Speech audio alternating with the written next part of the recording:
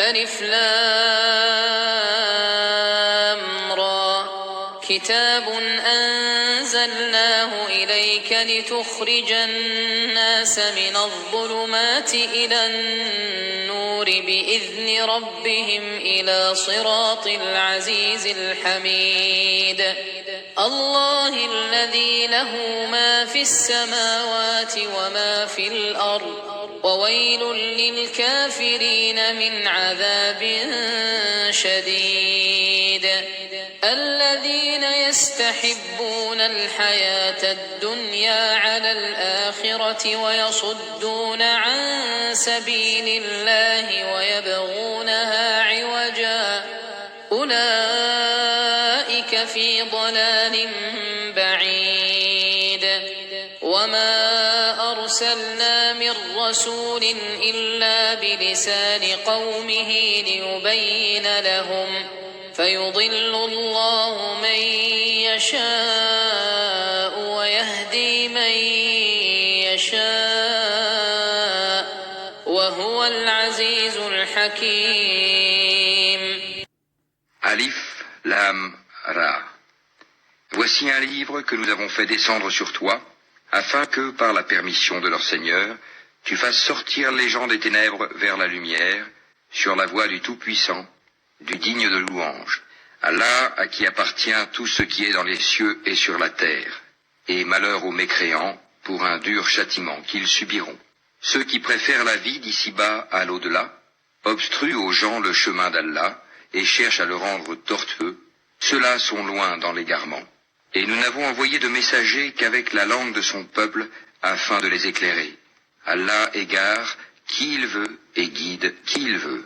Et c'est lui le Tout-Puissant, le Sage. Assalamu alaikum wa rahmatullahi wa barakatuh. Que la paix soit sur vous ainsi que la miséricorde et la bénédiction. C'est inéluctable, tout être humain, peu importe ce qu'il dit avec sa langue, sera à un moment donné confronté à une quête spirituelle, à une recherche qui relève de la transcendance, quelque chose qui le dépasse, qui n'est pas matériel, qui n'est pas quelque chose qui relève d'une norme sociale imposée, d'habitude, de culture, de mode, de paraître, de faux semblants, d'illusions. Non, c'est quelque chose de profond. C'est ton âme qui t'appelle à cette aspiration, ta fitra, ta saine nature. Parce qu'en effet, l'âme, ruh, a été créée sur l'adoration d'un Dieu unique, le tawhid, le monothéisme, l'adoration saine. Et donc, on peut aller à l'inverse, on peut vouloir renier cette saine nature, elle reviendra inéluctablement. On ne pourra jamais faire abstraction de cette envie et ce besoin de quête spirituelle. Et malgré toute la propagande, malgré les milliards qui sont investis, malgré tous les moyens mis en œuvre par les sociétés matérialistes athées contemporaines, pour détourner de la spiritualité, pour, comme a dit le verset qu'on a entendu juste au début de cette vidéo, rendre tortueux le chemin vers Allah subhanahu wa ta'ala, vers notre Créateur, malgré tout ça, mais il n'y arrive pas. Les gens inéluctablement aspirent vers une élévation spirituelle, vers une quête spirituelle. Les gens ont ce besoin, parce que c'est inné. C'est inné, c'est ancré au plus profond de chacun. Parce que nous avons été créés sur l'adoration, notre âme a été créée sur l'adoration. Donc on ne pourra jamais, effacer ceci. C'est pour ça que les gens qui luttent contre cette aspiration spirituelle, ils ont besoin de tranquillisants, ils ont besoin de médicaments, de pilules, de drogue, d'alcool, de jeux d'argent, de passe-temps, de passion, pour oublier cette aspiration spirituelle qui les travaille au plus profond de eux. En effet, Allah subhanahu wa ta'ala a pris et a, fit sortir du dos d'Adam toute sa descendance. Vous qui m'écoutez, moi, tous les humains, ont fait allégeance à Allah subhanahu wa ta'ala, ont reconnu Allah comme Seigneur. Et ensuite, ces âmes ont été dans des fœtus, dans des bébés, ils sont sortis du ventre de leur mère, ils ont grandi, ont eu la raison, et ils ont oublié cette allégeance. C'est pour ça qu'un des noms du Coran, c'est Az-Zikr, c'est le rappel.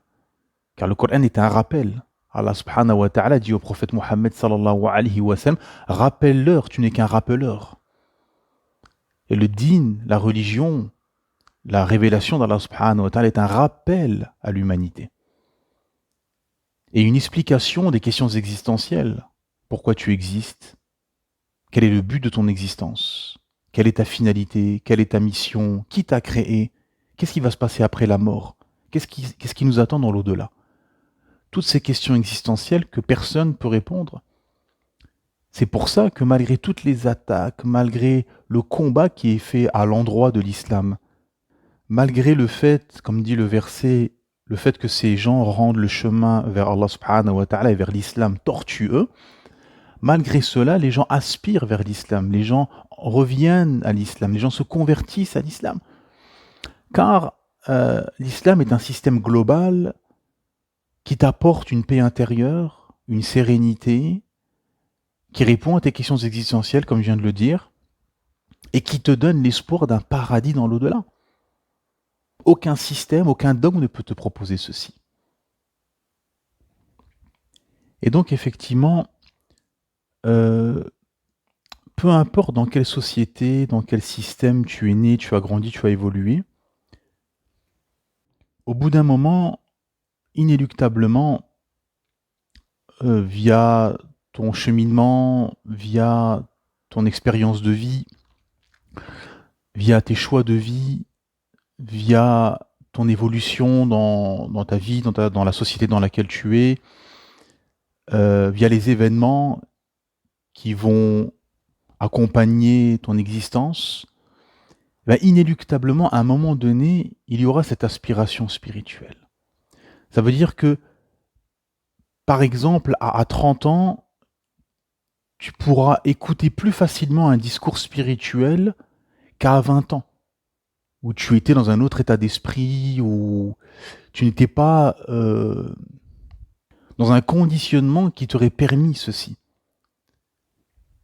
Par exemple, chacun a son évolution, chacun a chacun a son cheminement. Vous avez des gens, par exemple, qui commencent à cheminer vers l'islam et qui se convertissent au bout de 2 semaines, au bout d'1 semaine, au bout d'1 mois. Certains se sont convertis à l'islam au bout de 10 ans de recherche, d'études et de cheminement. Vous comprenez? On n'est pas pareil. Et ceci, on le voit dans la révélation. Quand Allah subhanahu wa ta'ala a révélé le Coran, a révélé les interdits, les obligations, les adorations, etc., ça s'est fait au fur et à mesure. Hein? C'est-à-dire que c'est une construction. Allah subhanahu wa ta'ala, ce qu'il attend de nous, c'est une construction spirituelle. C'est-à-dire que des gens ne peuvent pas passer en quelques heures d'un tel état à un autre état. Parce que c'est une réforme intérieure, c'est une déconstruction de tout ce qu'on a cru. Par exemple, les compagnons du prophète Mohammed sallallahu alayhi wa sallam ont dû déconstruire les mensonges dans lesquels ils ont grandi. Polythéistes, le shirk, les statues, les superstitions, etc. Donc ils ont dû déconstruire ceci. Et chacun dans la société, dans l'époque, à travers l'espace et le temps, aura des contraintes, aura des déconstructions qui scie au contexte dans lequel la personne évolue. Et c'est pour ça que l'islam est intemporel et l'islam est global et complet. C'est que peu importe l'époque, peu importe l'espace, peu importe l'espace et le temps, peu importe la société dans laquelle tu es, eh ben, il y a réponse à tout en islam.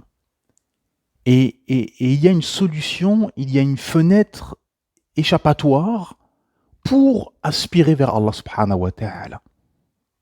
Par exemple, dans le contexte occidental contemporain, il y a déjà le fait de revenir à un créateur. Il y a un créateur qui a tout créé. Allah subhanahu wa ta'ala. À partir de là, on avance. Il y a un créateur.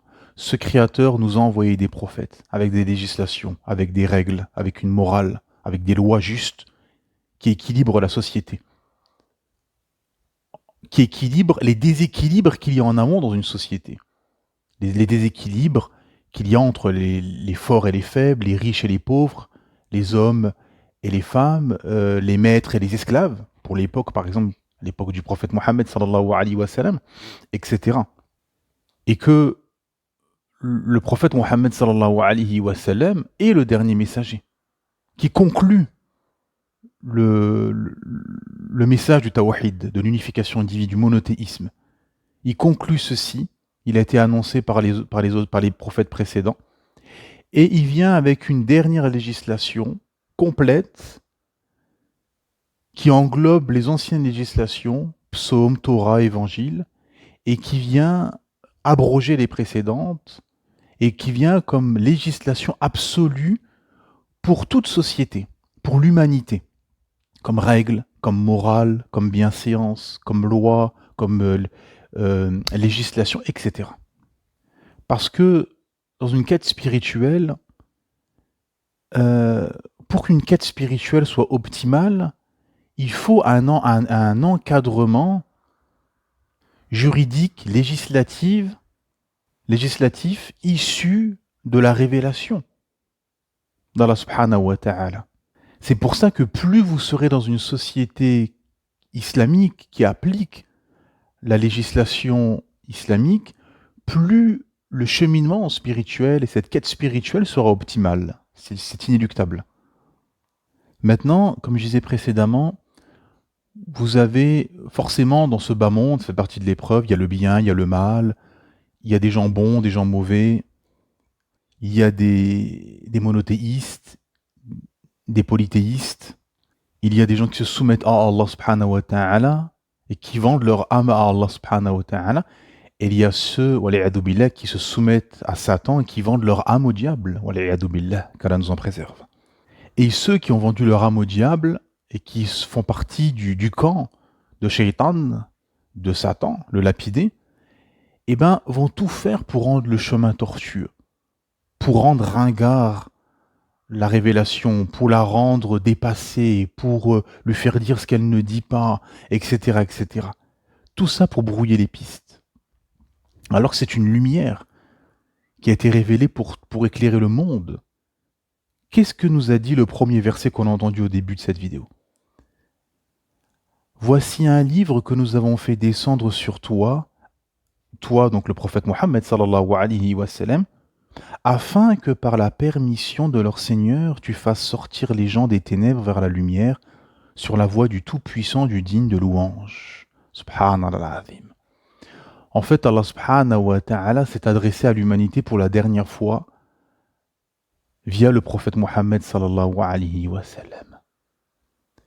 C'était un homme qui était arrivé à l'âge de 40 ans, qui était dans une société à la Mecque de l'époque, corrompue, perverse, polythéiste, injuste, où c'était la loi de la jungle. Et il commençait de plus en plus à se réfugier dans une grotte, ce qu'on appelle la grotte de Hira. Et il passa des nuits dans cette grotte à méditer. Il était dans un isolement spirituel. Et en fait, Allah subhanahu wa ta'ala était en train de le préparer spirituellement. Il était en train de le préparer à recevoir cette révélation immense. Parce que la vérité est quelque chose de lourd, dans le bon sens du terme. La révélation est quelque chose d'énorme. Donc il faut une préparation en amont, un conditionnement. Et tous les prophètes sont passés par des étapes de cheminement en amont. Le prophète Sina Ibrahim, alayhi salam, Abraham, il recherchait son Seigneur. Où il voit les étoiles, il voit la lune, il voit le soleil, et à chaque fois il dit « Mon Seigneur est là, etc. » Donc il était dans une recherche. Via le contemplement de la création, il recherchait qui a créé cette création. Subhanallah. Et c'est ça la méditation.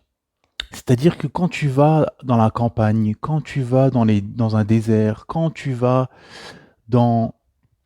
à la montagne, quand tu vas dans des endroits comme ça, avec des paysages incroyables, ben, inéluctablement, tu te dis, mais qui a créé ceci? Quelqu'un a créé tout ceci. Tout ceci n'a pas été créé en vain. Ce n'est pas possible, ça n'a pas de sens.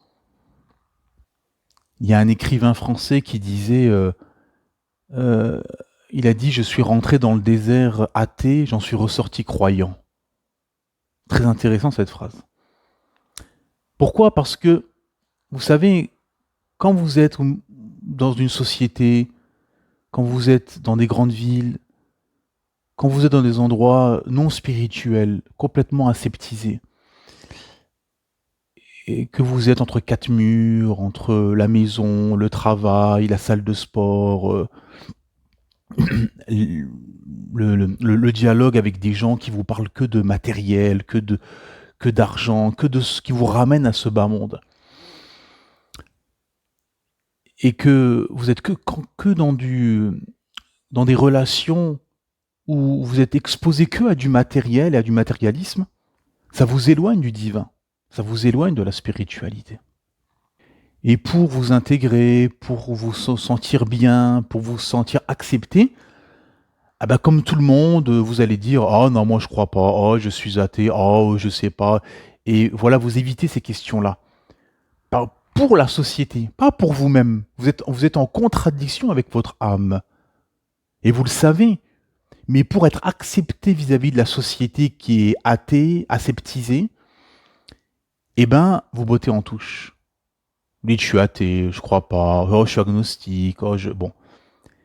Mais quand, et ce qui est arrivé à cet écrivain français, vous êtes au milieu du désert, et que là, vous êtes en tête à tête avec vous-même. Vous êtes face à la création. Vous pouvez plus vous mentir. Vous pouvez plus vous mentir. Vous êtes tout seul. Et là, votre fitra, votre saine nature, votre âme prend le dessus. Et là, vous dites, oui, il y a un créateur. Subhanallah. Comme ce qui est arrivé à cet écrivain qui est ressorti du désert, qui est rentré athée, qui est ressorti du désert croyant. En tout cas, croyant en Dieu. Et effectivement, le prophète Mohammed sallallahu alayhi wa sallam était dans une quête spirituelle. La quête avait déjà commencé. Le cheminement avait déjà commencé. Le fait de s'isoler d'un endroit corrompu, où il y a du bruit, de l'illusion, des faux semblants, du paraître, de la corruption. Non, l'âme saine, le cœur saint ne peut pas accepter ceci. Et donc, il s'est retiré pour un isolement spirituel.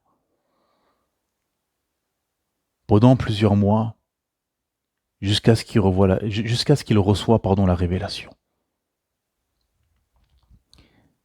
Il a reçu la révélation, et bien évidemment, au début, ça l'a dépassé, parce que c'est quelque chose d'énorme. Il ne comprenait pas ce qui se passait, parce que c'était un humain comme nous. Et par la suite, et ce qui fait partie des premières sourates révélées, Allah subhanahu wa ta'ala dit un verset singulier et qui permet de comprendre beaucoup de choses. Inna sanulqi alayka qawlan thaqila. Allah subhanahu wa ta'ala, au verset 5 de la sourate 73, Al-Muzammil, Allah Azza wa Jal dit: Nous, Allah, allons te révéler des paroles lourdes, très importantes. Ce verset, il est très profond. On avait fait un épisode pendant le Ramadan sur ce verset. C'est-à-dire cette révélation. Vous savez, vous avez beaucoup de gens non musulmans, qui sont athées, agnostiques, enfin, qui se disent athées, agnostiques, etc. Qui disent oui, mais pourquoi dans l'islam il y a ça? Pourquoi il y a des lois? Pourquoi la religion interfère dans le politique? Parce qu'ils ont été sécularisés alors que la religion a toujours interféré et a toujours été politique. Mais bon, pourquoi ceci, pourquoi cela? En effet, et chacun a ses objections. Parce que lui voudrait juste une spiritualité sans loi, sans interdit, etc. Lui voudrait juste des lois, sans spiritualité. Chacun veut sa religion. Non. Allah subhanahu wa ta'ala, c'est lui qui nous a créés. Et il sait quels sont les outils spirituels qui vont nous permettre de nous construire. Il sait quels sont nos penchants. Il sait comment l'humain fonctionne. Comme un cheikh, une fois j'avais écouté en présentiel la conférence d'un savant qui disait, qui a commencé sa conférence, et ça m'avait marqué, il avait commencé sa conférence en disant: vous n'avez pas vu comment Allah subhanahu wa ta'ala parle de l'humain, fil Qur'an, comment Allah parle de l'humain dans le Coran? Il est pressé, il est orgueilleux, il est ingrat, il se rebelle dès qu'il estime qu'il se suffit à lui-même par sa richesse, etc., etc. Il est ignorant, etc. Que des invectives. Que des invectives. Et l'humain a été créé comme ça. Et pour cadrer l'humain, pour cadrer ses passions, pour cadrer ses envies, ses penchants, etc., etc., eh ben, il faut une législation, il faut des lois, il faut des interdits. Par exemple, sur la peine de mort. Bah oui, depuis qu'il n'y a plus la peine de mort en Occident, en Europe surtout, on voit les problématiques, on voit les multirécidivistes. Parce qu'en fait, c'est un outil qui te permet d'éliminer des gens qui seront nocifs pour la société et qui vont empêcher justement une quête spirituelle quand vous allez en profondeur. Ce sont des gens qui vont, si vous ne les éliminez pas, ou si vous ne mettez pas une loi comme ça, qui est dissuasive au-dessus de la tête de chaque individu dans cette société, eh ben, ça permet d'empêcher toute initiative néfaste. Et donc, ça permet à la société d'être plus prospère, d'être plus sécurisée. Et ça permet un cheminement optimal. Parce que plus une société est en paix, plus la spiritualité, la quête spirituelle, le cheminement spirituel, la propagation de la révélation d'Allah subhanahu wa ta'ala, l'apprentissage de l'islam, etc., est préservé et plus prospère. Ça fait partie des sagesses du pacte de Hudaybiyah, le fameux pacte de 10 ans de paix, qui désavantageait les musulmans, mais qui permettait la paix. Et dans la paix, il y a une sagesse qui permet de propager cette vérité, de réveiller les gens, de faire sortir les gens des ténèbres vers la lumière. Comprenez? Mais quand il y a la guerre, quand il y a le chaos, c'est pas prospère. Et ce qu'a compris d'ailleurs l'Europe via les attentats. Parce que avant ces phénomènes d'attentats, qui sont arrivés d'un coup et qui sont repartis d'un coup, hein, pendant une période comme ça, de quelques années, on en a eu plein partout, etc. Et tout d'un coup, bon, il n'y a plus rien. Avant cette période d'attentats, il y avait toujours ces débats contre l'islam, voilà, le combat contre l'islam politique, médiatique, idéologique, etc. Mais il il n'y avait pas ce côté brutal, ce côté choquant pour haranguer les foules et pour rendre tortueux le chemin vers Allah et pour faire détester l'islam aux gens. Et ça, les gens qui dirigent, il y a une expression qui dit diviser pour mieux régner, les gens qui dirigent une société ont compris ceci. C'est-à-dire que pour haranguer les foules, pour, pour travailler sur les esprits et manipuler les esprits, eh ben, à un moment donné, il faut passer par l'étape du choc. Et c'est ce qui s'est passé avec les attentats. Qui les a fait? C'est simple. À qui profite le crime? Et le crime n'a pas profité à l'islam, aux musulmans. Ce qu'on a fait croire dans les médias. Non, ce n'est pas comme ça qu'on propage son idéologie et qui plus est la vérité. Pas comme ça. C'est par le dialogue, par la da'wa, par l'explication. Alhamdulillah, le musulman n'a pas besoin de violence pour faire passer la vérité. On a pléthore d'arguments dans le Coran, dans la Sunna, dans la parole des grands savants de cette communauté. Le prophète Mohammed sallallahu alayhi wa sallam disait « Laissez-moi parler aux gens. Laissez-moi juste parler aux gens. » Subhanallah azim. Laissez-moi leur parler. Parce que quand tu parles, comme je dis souvent, c'est-à-dire que dans la paix, l'islam gagne. Voilà, c'est inéluctable. C'est une équation implacable. Quand dans une société il y a la paix, et on est à armes égales, l'islam gagne. Voilà. Comme je dis souvent, ceux qui combattent l'islam, ben, qu'est-ce que vous avez à proposer? Okay, vous combattez l'islam du matin au soir, vous avez choisi ce sentier satanique, soit. Qu'est-ce que vous avez à proposer pour combattre l'islam? Est-ce que vous avez une idéologie qui répond à tes questions existentielles, qui t'apporte sérénité, paix intérieure, qui t'offre une hygiène de vie, un programme vertueux et qui te donne l'espoir d'un paradis dans l'au-delà? Si vous n'avez rien à proposer, bah, l'islam n'a pas de concurrent. Tout simplement. Et c'est la terrible réalité de ces suppôts de Satan, c'est qu'en fait, ils n'ont rien à proposer. Du matin au soir, ils critiquent l'islam, ils inventent des versets, ils font dire aux textes ce qu'ils ne disent pas, ils sortent des textes hors contexte pour leur faire dire ce qu'ils ne disent pas en plus, double mensonge, mais ils n'ont rien à proposer pour combattre la vérité, pour opposer, pour donner une opposition à la vérité. Ils n'ont rien à proposer. Et donc effectivement, quand vous avez la paix, et c'est pour ça le fameux pacte d'Al-Hudaybiyah, le pacte de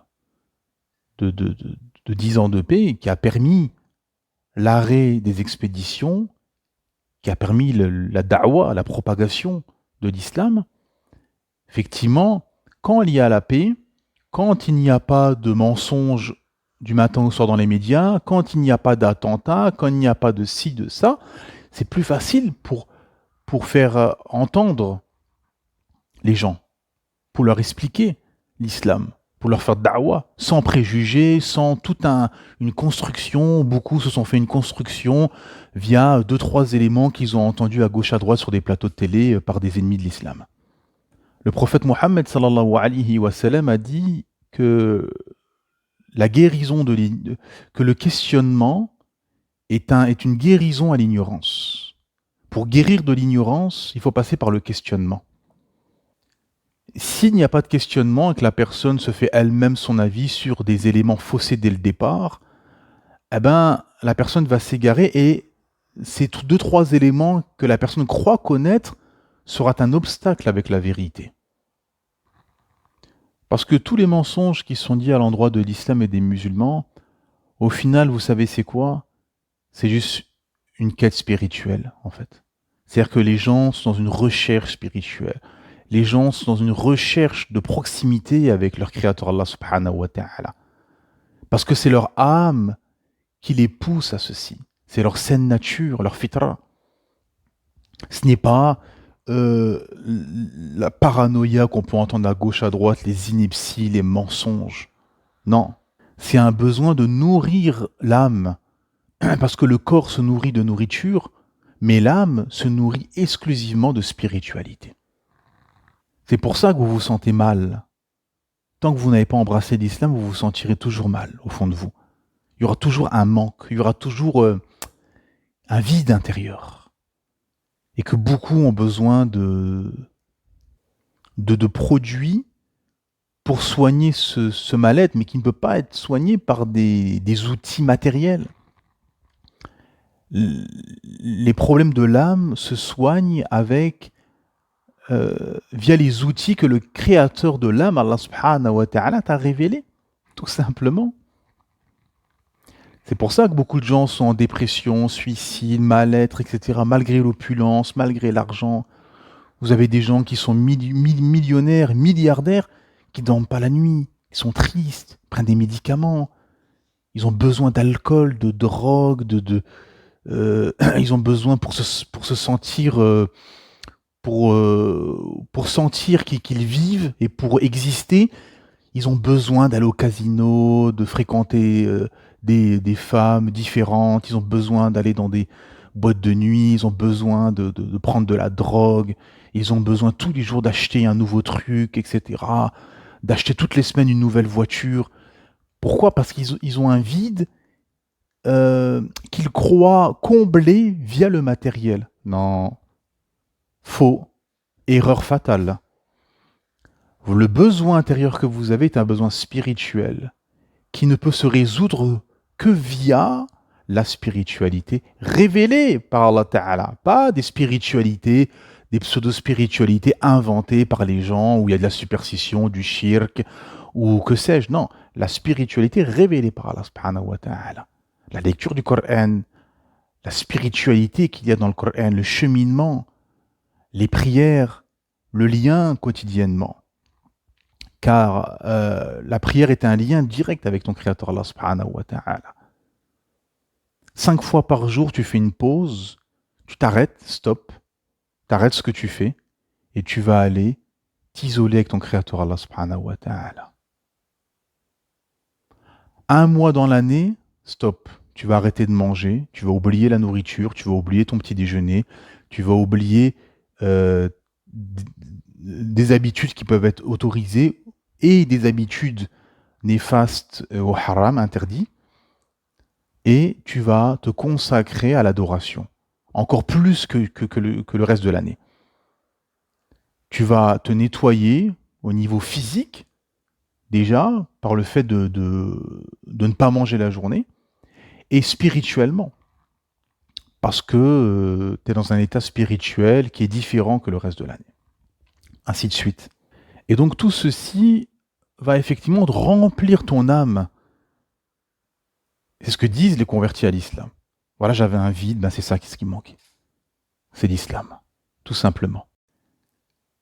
Et c'est pour ça que l'arnaque des psychiatres et des psychologues, comme certains disent, on a remplacé, en France, ils ont remplacé le curé par le psychiatre. Avant, les gens allaient voir le curé, le prêtre pour se confesser. Maintenant, ils vont voir le psychiatre. Bon. L'arnaque, c'est qu'en fait, ces gens-là qui vont voir des psychiatres et des psychologues, c'est des maladies de l'âme. Ruh. C'est des maladies de l'âme. Bon.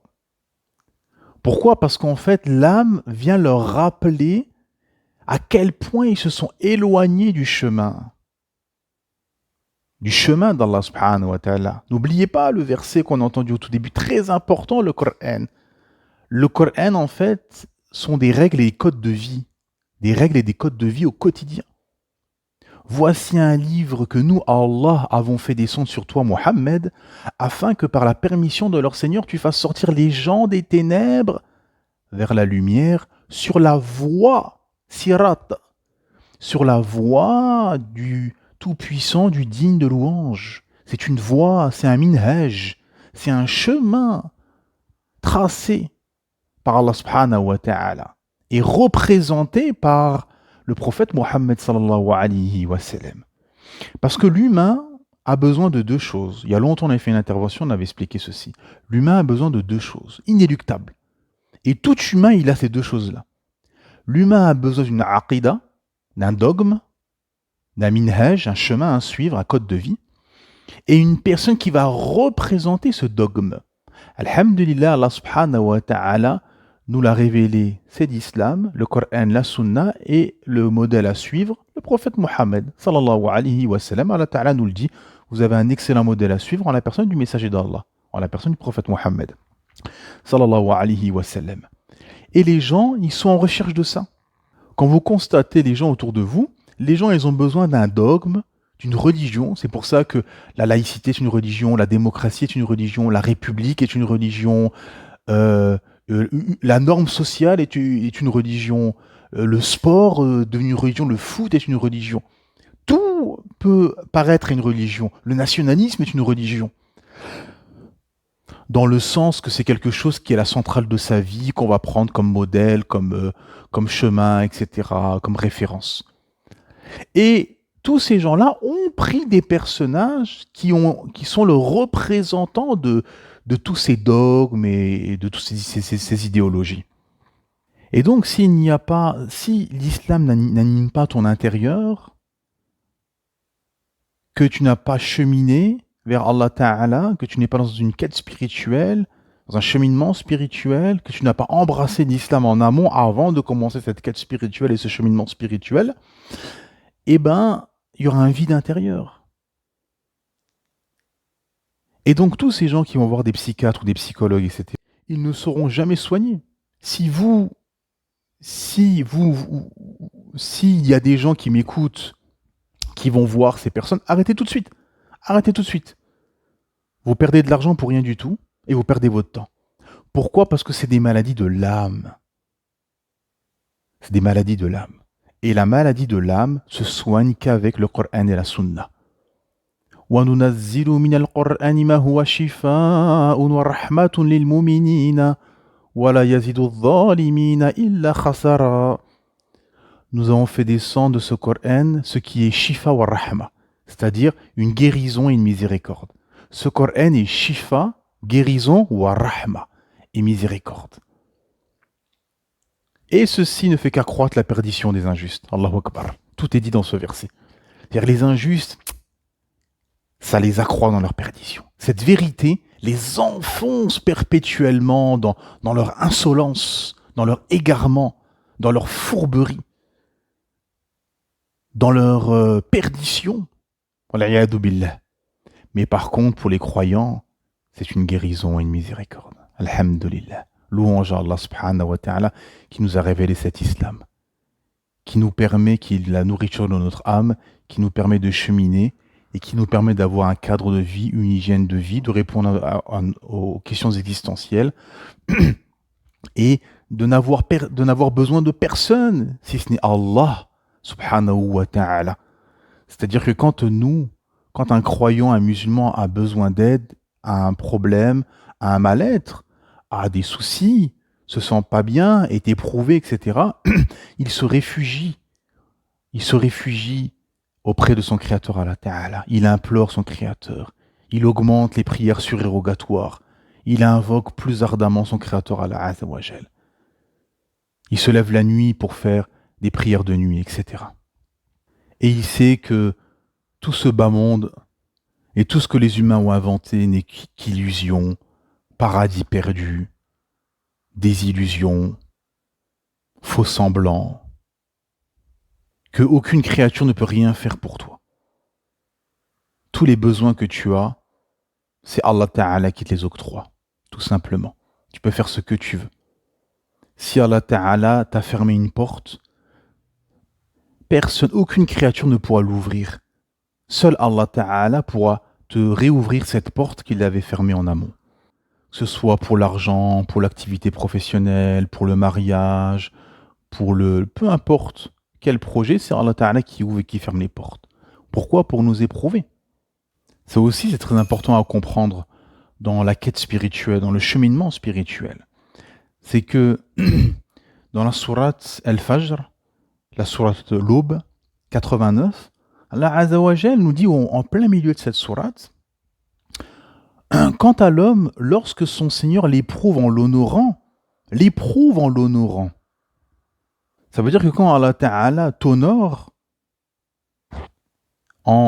quand Allah Ta'ala t'honore en te comblant de bienfaits,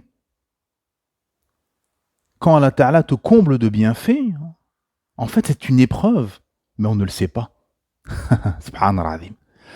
Et ça fait partie justement de la personne qui n'est pas spirituelle, qui est matérialiste, qui voit, et malheureusement aujourd'hui beaucoup de musulmans sont tombés dans cette problématique de mécanisme de pensée, c'est que les gens faussement croient que plus la personne a des biens, de l'argent, du matériel, les portes s'ouvrent, etc., plus cette personne est aimée par Allah. Et plus une personne est pauvre et en difficulté financière et comme ci, comme ça, plus il est détesté par Allah. Non, pas du tout. Parfois, même souvent, c'est le contraire. C'est qu'Allah subhanahu wa ta'ala éprouve chacun. Et c'est ce que nous disent les versets là qu'on va entendre. Quant à l'homme, lorsque son Seigneur l'éprouve en l'honorant et en le comblant de bienfaits, il dit « Mon Seigneur m'a honoré ». Mais par contre, quand il l'éprouve en lui restreignant sa subsistance, il dit « Mon Seigneur m'a avili ». Qu'Allah, mais non, c'est vous plutôt qui n'êtes pas généreux envers les orphelins, qui ne vous incitez pas mutuellement à nourrir le pauvre, qui dévorez l'héritage avec une avidité vorace, et aimez les richesses d'un amour sans borne. Allahu Akbar. Les deux se sont trompés. Celui qui croit qu'il a été honoré parce qu'il a été comblé de bienfaits, et celui qui croit qu'il a été avili parce que sa subsistance a été restreinte, et bien les deux, Allah Ta'ala nous dit qu'ils se sont trompés. Non, les deux en fait sont éprouvés. Allah il donne la richesse à lui, la pauvreté à lui, et en fait c'est une épreuve pour chacun. Comment tu vas réagir avec cette pauvreté, et toi, qu'est-ce que tu vas faire avec cette richesse? Voilà. Ce Coran est un code de vie, est une construction en fait, qui te permet d'avoir un mécanisme de pensée vertueux et réaliste par rapport au décret divin. Ça aussi, c'est très important à comprendre, c'est que dans la quête spirituelle, dans ce cheminement, il y aura des épreuves, car les plus éprouvés sont les plus proches d'Allah subhanahu wa ta'ala, en fonction de ton niveau de foi et de ce que tu peux supporter. Et ce qui est très important à comprendre, c'est que ces épreuves sont une purification et un moyen qui te permet de rester sur le chemin. Et que parfois, quand une personne est égarée et qu'Allah Ta'ala va enfoncer dans l'égarement, il va lui donner voix à toute chose. C'est ce que nous dit Allah subhanahu wa ta'ala au verset 44 de la sourate Al-An'am, la sourate 6, traduction dans le sens, « Puis lorsqu'ils eurent oublié ce qu'on leur avait rappelé, nous, Allah, leur ouvrîmes les portes donnant sur toute chose l'abondance. Et lorsqu'ils eurent exulté de joie en raison de ce qui leur avait été donné, nous les saisîmes soudain et les voilà désespérés. » Subhanallah. Comme nous disait notre shir, il nous disait, quand vous entendez ce verset, vous pouvez vous dire, quelqu'un d'ignorant, en tout cas qui n'est pas sachant de pourquoi Allah Ta'ala dit ceci, peut se dire, mais pourquoi quelqu'un qui s'éloigne d'Allah, Allah lui donne voix à toute chose? Oui, effectivement, c'est une punition. Ça peut paraître quelque chose de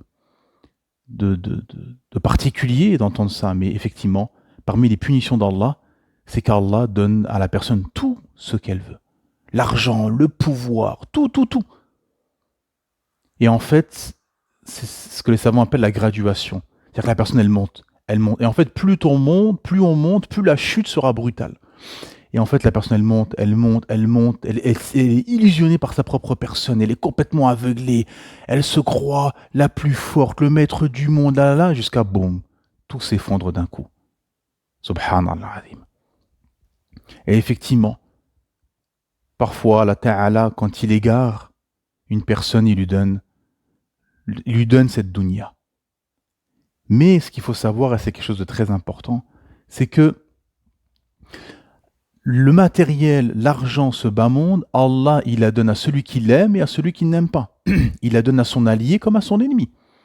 Allah Ta'ala, il a donné la richesse et la royauté à Sina Sulaiman, alayhi salam, Salomon. Et il a donné la richesse à un prophète, Salomon, Sulaiman, alayhi salam. Et il a donné le pouvoir et la richesse à Pharaon, un ennemi acharné qui s'est érigé en divinité. Wal'iyadu billah. Par contre, très important à comprendre, Al-Huda, la guidée, cet islam, Allah subhanahu wa ta'ala, il la donne exclusivement à ceux qu'il aime. Si Allah t'a guidé, c'est qu'il t'aime, mon frère ou ma sœur. Si Allah t'a guidé sur ce chemin, c'est qu'il t'aime. Subhanallah azim. Et ça, c'est très important à comprendre. C'est que la guidée, elle est réservée aux bien-aimés d'Allah subhanahu wa ta'ala. Il ne la donne pas à n'importe qui, cette guidée.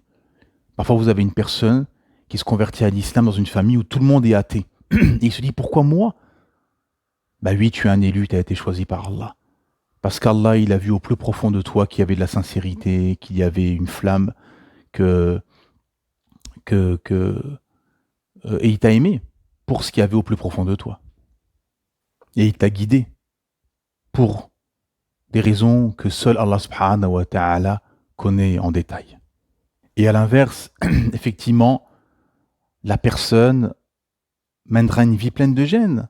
Ce que nous dit Allah ta'ala dans la sourate Taha, sourate 20 au verset 124, et quiconque se détourne de mon rappel mènera certes une vie pleine de gêne, et le jour de la résurrection, nous, Allah, l'amènerons aveugle au rassemblement. Il dira, ô mon Seigneur, pourquoi m'as-tu amené aveugle alors qu'auparavant je voyais? Allah lui dira, de même que nos signes, nos enseignements t'étaient venus, et que tu les as oubliés, ainsi aujourd'hui tu es oublié. Allahu Akbar. Regardez la justice divine et comment tout va s'inverser le jour des comptes.